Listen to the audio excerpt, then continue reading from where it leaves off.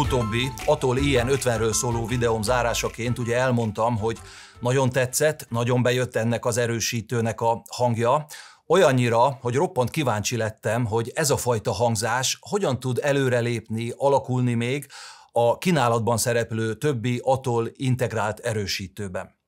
Ezügyben, hála Isten, már is új fejleményekről tudok beszámolni, mert újra vendégek érkeztek hozzám, méghozzá nem egy, nem kettő, hanem egyszerre 3 Atol erősítőt volt szerencsém meghallgatni. Így aztán a végére egy finom kis csoportos teszt kerekedett ki belőle. Sziasztok, Kádas Norbert vagyok, a Hifidili csatornát látjátok. A mai részben az Atol IN-50, IN-80 és IN-100 integrált erősítőkről fogunk beszélni. Ez az együttes tesztelés nagyon izgalmas, nagyon tanulságos volt, és egy kisebb fajta meglepetést is tartogatott számomra. Lássuk!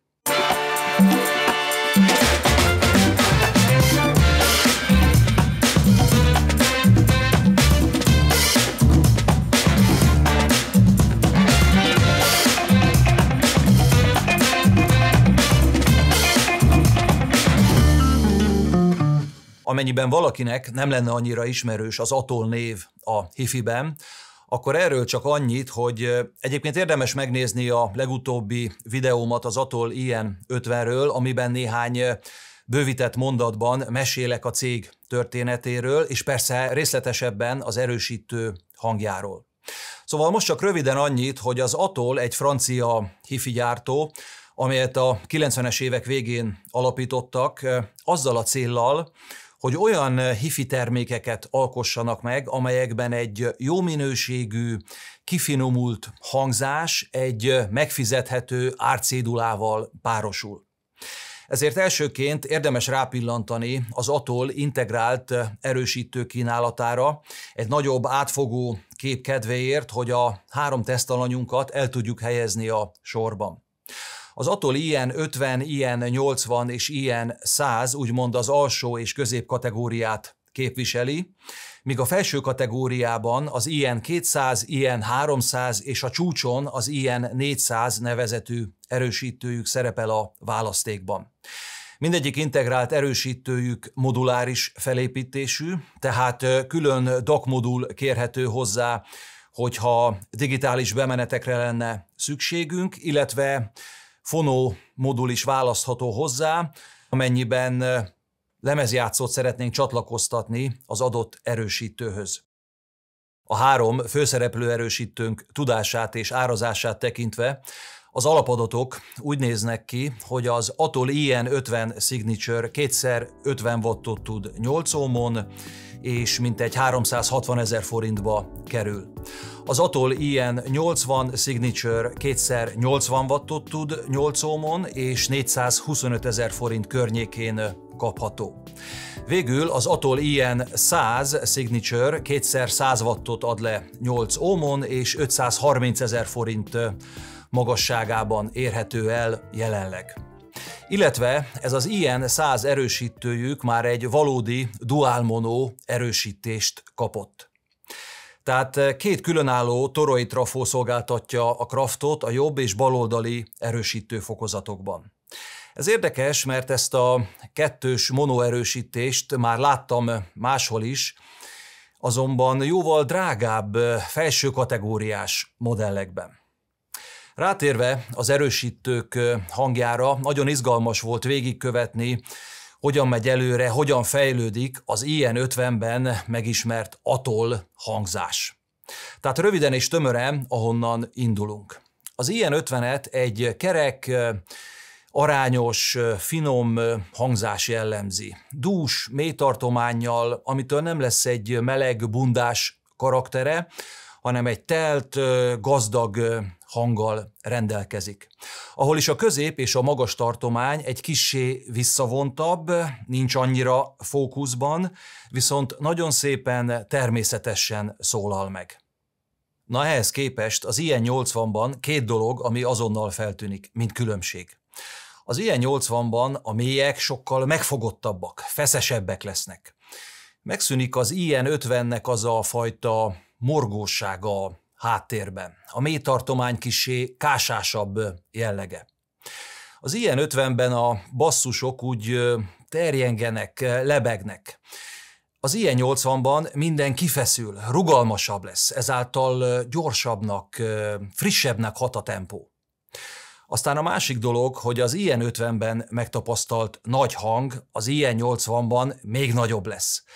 Tehát még jobban kinyílik a hangszínpad, mintha egy robbantott ábrát látnál, minden szélesebben szólal meg. Jobban elkülönülnek a hangszerek, a zene részei. Több levegővel, élénkebben tálalja a zenét. Egy szóval az ilyen 80-nak egyel feldobottabb a hangja. A Vermes Gábor Grouptól az egyik kedvencemben, a Brothers Jam című nótában például, amikor az elején pörget a gitáron, és a mélyben megérkeznek a dobhangok, az ilyen 80-nal nem folyik össze annyira a hangszerek hangja, hanem pregnánsabban, katonásabban szólalnak meg. Nem olyan mosott a hangkép, ritmusosabb, lendületesebb a zene. Az ilyen 80 valahogy jobban kiadja ezt a szleppelős gitárjátékot. Kezed-lábad beindul, ahogy hozza az ütemet, tempót. Aztán egy másik változás, amit én személy szerint nagyon díjazok, hogy az ilyen 50-hez képest az ilyen 80-ban a középtartomány, a magas hangok kilépnek a fényre. Jóval előrébb, tisztábban, kontúrosabban szólalnak meg. Egyébként ezek a különbségek az ilyen 50 és ilyen 80 között nem óriásiak, de pont elég ahhoz, hogy azt a kis pluszt hozzátegye a zenehallgatás élményéhez. És akkor elérkeztünk az Atol ilyen 100 erősítőnkhöz, ahol álljunk meg egy pillanatra, mert itt egy kanyart vesz a történet, és úgy lép előre a hangzás, amit nem vártam volna. Én nem tudom, hogy a kettős mono erősítésnek, a nagyobb teljesítménynek köszönhető-e, de itt egy olyan lényegi, minőségi változás történik, hogy az ilyen 100 már drágább, felső kategóriás hangot idézett meg számomra. A high-end szelleme járta be a szobámat.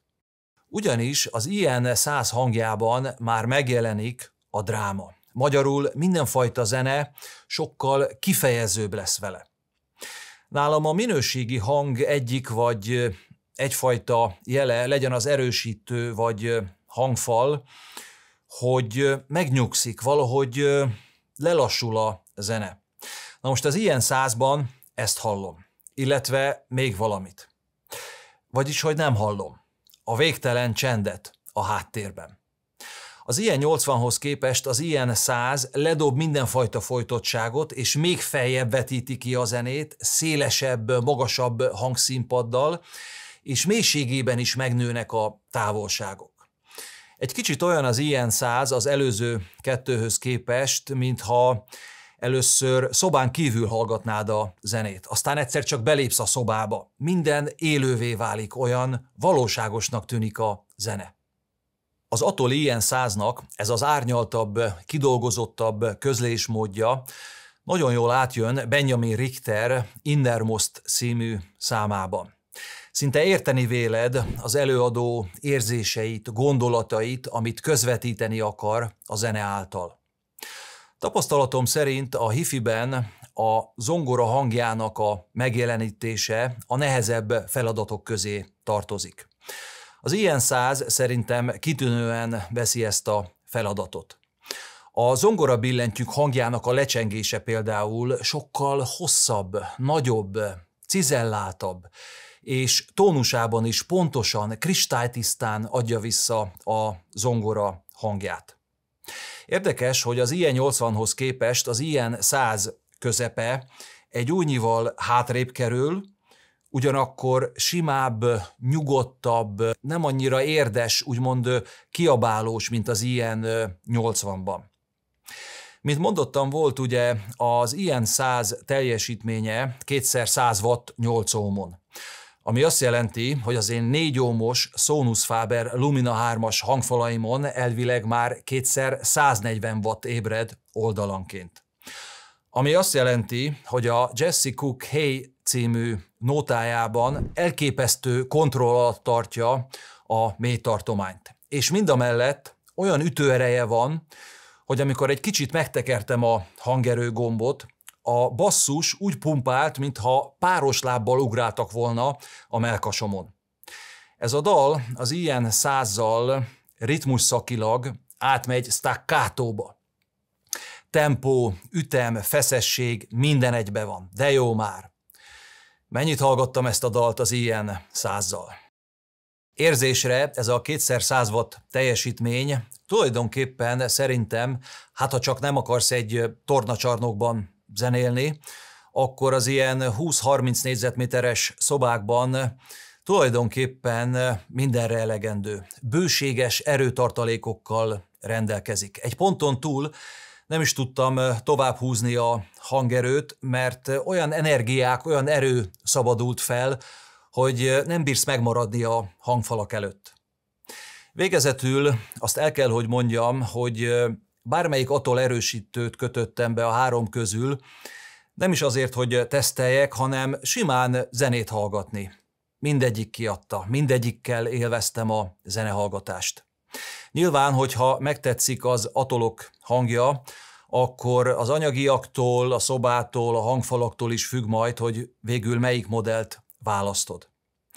Egy valami most már biztos számomra. Atolléknál tudnak valamit.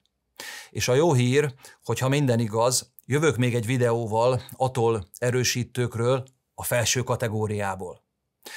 Köszönöm, hogy újra velem voltatok, hogy megnéztétek ezt a videót. Ha tetszett és hasznosnak találtátok, és szívesen látnátok még hasonló tartalmakat, akkor kérlek iratkozzatok fel, nyomjatok egy like gombot, ha van megjegyzésetek, írjátok meg a komment részben vagy e-mail útján. A viszontlátásra!